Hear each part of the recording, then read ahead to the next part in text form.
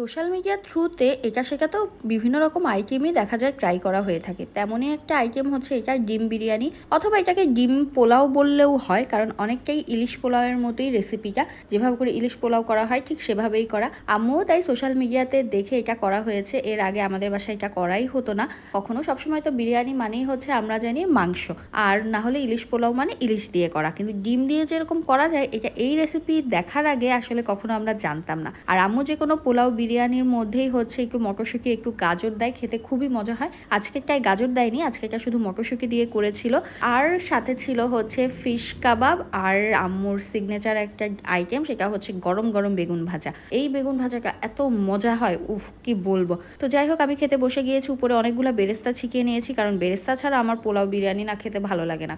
আর বেরেস্তা হলে তো কোনো কথাই নেই। তো প্রথমে একটু ফিশ কাবাব দিয়ে খেয়ে নিয়েছি, তারপরে হচ্ছে বেগুন ভাজি দিয়ে খেয়ে নিয়েছি। উফ, খেতে কি যে অসাধারণ লাগছিল। তারপরে নিয়ে নিয়েছিলাম ডিম, এবং সবকিছু একসাথে খেয়ে নিলাম, এবং এর সাথে একটু কাঁচামরিচ না হলে তো কোনো কথাই নেই। আলহামদুলিল্লাহ সবকিছুর জন্য।